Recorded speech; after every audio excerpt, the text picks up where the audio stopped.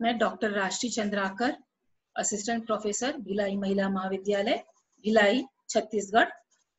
विषय है textile and clothing, BSc home science part 1, group 3, paper B, unit 3, importance of clothing. सबसे पहले हम क्लोथिंग का मीनिंग समझेंगे कि क्लोथिंग क्या है। Fibre is a basis of clothing construction. तंतु वस्त्र निर्माण की प्रक्रिया का आधार होता है। यह तंतु हमें अलग अलग सोर्स से प्राप्त होते हैं, जैसे कि मैनमेड, नेचुरल, आर्टिफिशियल और केमिकल। इन तंतुओं पर स्पिनिंग की क्रिया की जाती है, जिसके पश्चात हमें यान या धागा प्राप्त होता है। धागे में विभिन्न प्रकार के वीविंग की जाती है। उसके पश्चात फैब्रिक या वस्त्र प्राप्त होता है और इस वस्त्र में फिनिशिंग की जाती है, परिसज्जित करते हैं फिनिशिंग करके, और स्टिचिंग करने के पश्चात यह परिधान के रूप में परिवर्तित होता है, जिसको कि हम धारण करते हैं। The cloth which is used to cover a body is a clothing. परिधान वह मटेरियल है जो कि शरीर को कवर करने के लिए उपयोग में लाया जाता है। इस संबंध में रामदास कवि का कथन है कि wisdom एडॉर्न mind, dress beautify body, अर्थात हमारे मन को सुसज्जित करने, जिस प्रकार चातुर्यता हम व्यक्ति के मन को सुसज्जित करता है, उसी प्रकार परिधान व्यक्ति के शरीर को सुसज्जित करता है। इंपॉर्टेंस ऑफ क्लोथिंग, वस्त्र का महत्व। वस्त्र का हमारे जीवन में अनेक महत्व है, इसलिए इसको समझना भी आवश्यक है। जैसे कि फिजिकल इंपॉर्टेंस, शारीरिक महत्व।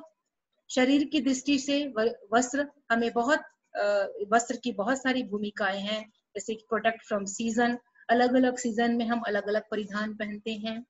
एनिमल से, इंजुरी, चोट से शरीर को कवर करता है, आवरण प्रदान करता है। इसके अलावा हमारी कार्य क्षमता को भी बढ़ाता है और हमारे शरीर में विभिन्न दोष है उसको भी छिपाने में परिधान महत्वपूर्ण भूमिका निभाता है।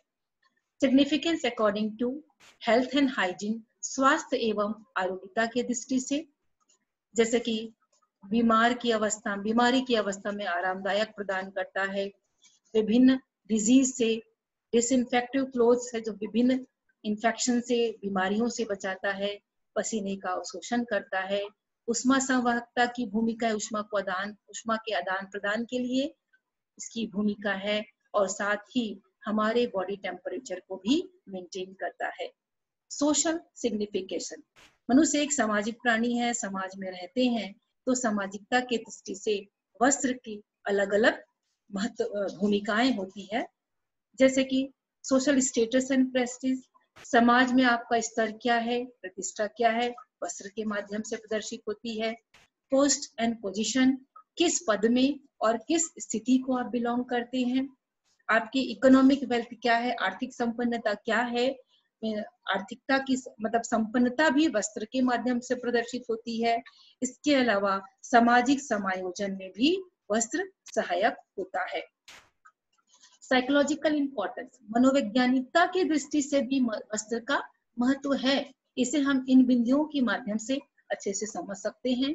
यदि एक व्यक्ति को या बच्चे को भी उनकी रुचि के अनुसार, कॉम्प्लेक्शन के अनुसार, फिगर के अनुसार, फैशन के अनुसार जैसा चाहता है उस प्रकार के वस्त्र प्रदान की जाए, तो वह व्यक्ति हमेशा खुश रहेगा, सेटिस्फाई रहेगा। उसके ये हम उसके व्यवहार में हम देखते हैं, ऐसे व्यक्ति में कुछ गुणों का विकास भी होता है, जैसे confidence, self dependency, decision making, यह उसके व्यवहार में ही झलकता है। इस प्रकार के व्यक्ति हमेशा अचीव सक्सेस इन लाइफ, मतलब अपने लाइफ में हमेशा सफलता प्राप्त करता है। सभी के सामने उसका बिहेवियर, व्यवहार अच्छा होता है और सामाजिकता के दृष्टिकोण से भी वह अपने समाज में सफल होता है। दूसरी ओर यदि व्यक्ति को इन सब बिंदुओं के आधार पर वस्त्र प्रदान न की जाए, तो उसमें इंफीरियरिटी कॉम्प्लेक्स या कुंठित भावना जागृत होती है, जिसे हम उसके व्यवहार में आसानी से देख सकते हैं। सिग्निफिकेंस अकॉर्डिंग टू ब्यूटी, सुंदरता का भी महत्व है, अर्थात यह व्यक्ति के सुंदरता को बढ़ा देता है। इसे हम देखते ही हैं आज के समय में हर व्यक्ति कॉन्शियस है अपने अपने ब्यूटी के लिए, तो इसमें सबसे अच्छा माध्यम वह परिधान ही होता है। दूसरी ओर यदि बॉडी में किसी भी प्रकार का डिफेक्ट्स है या दोष है, जैसे कि कोई व्यक्ति लंबे होते हैं, छोटे होते हैं, कोई मोटे होते हैं, कोई फैटी होते हैं, तो परिधान में अलग अलग रंग है, डिजाइन है, टेक्सचर है, स्टिचिंग स्टाइल है, इसके माध्यम से वो प्रॉपर सेलेक्ट करते हुए अपने इन डिफेक्ट्स को, दोषों को छुपा सकते हैं। सिग्निफिकेंस अकॉर्डिंग टू रिलीजन, धार्मिकता के दृष्टि से भी वस्त्र का महत्व है। जैसे कि अलग अलग धर्म के अनुसार अलग अलग कॉस्ट्यूम पहनी जाती है। उसके बाद धर्म का प्रतीक भी है, और कुछ व्यक्ति जिनका कि धर्म के अनुसार पोस्ट है, तो उनके अलग अलग कॉस्ट्यूम है, जिसके माध्यम से हम उसके पद और भूमिका को पता कर सकते हैं कि ये पंडित है, ये पुजारी है, कि ये मौला है, क्या है, फादर है, हम परिधान से ही समझ जाते हैं। प्रैक्टिकल सिग्निफिकेंस, वस्त्र का व्यवहारिक महत्व भी है, अर्थात व्यक्ति जो वस्त्र पहनता है उसे उसके way of talking, style, walking, facial expression, gesture, body language, यह उसके व्यवहार में ही झलकने लग जाता है। Next, personality development. पर्सनालिटी क्या है? एक व्यक्ति का दूसरे व्यक्ति पर पड़ने वाला संपूर्ण प्रभाव ही व्यक्तित्व होता है। It is a combination of physical and mental traits. कुछ ट्रेट्स हमारे इनहेरिटेड होते हैं, जिसमें हम परिवर्तन तो नहीं कर सकते हैं, परंतु कुछ ट्रेट्स एक्सटर्नल होते हैं जो हम परिधान के माध्यम से बना सकते हैं। डिग्निफाइड, अट्रैक्टिव, ब्यूटी, इफेक्टिव, ये गुण हम परिधान के माध्यम से ला सकते हैं। सौम्यता, आकर्षक, सुंदर, प्रभावशाली बन सकते हैं। व्यक्ति परिधान के माध्यम से व्यक्ति में कॉन्फिडेंस डेवलप होता है, सेल्फ डिपेंडेंसी का गुण आता है, उसके व्यवहार में ये चीजें दिखाई देती है, और वह समाज के अनुकूल उसका व्यवहार, बिहेवियर डेवलप होता है। मीन्स टोटली पर्सनालिटी डेवलप करने में भी परिधान की भूमिका होती है।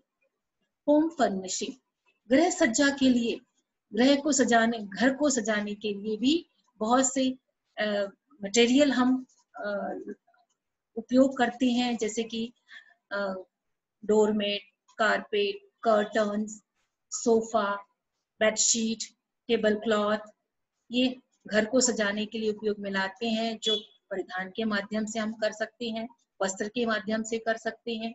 इंडस्ट्रियल यूज, व्यक्ति इंडस्ट्री में काम करते हैं, अलग अलग चीजें बनती हैं जो कि इंडस्ट्रियल उपयोग में भी काम आता है, जैसे कि बेल्ट है, टैप है, व्हीकल एक्सेसरीज है, पैराशूट है, टायर, साउंड प्रूफ, पैड इत्यादि का उपयोग इंडस्ट्री में होता है। सर्जिकल इंडस्ट्री, सर्जिकल सर्जरी में भी बहुत सारे चीजें बनती है जिसका उपयोग होता है। और इसके अलावा waterproof, fire proof, antibacterial, fabric आदि काम करने वाले वर्कर होते हैं जिनके लिए उपयोगी होता है। देन मार्क ऑफ आइडेंटिटी, अर्थात पहचान।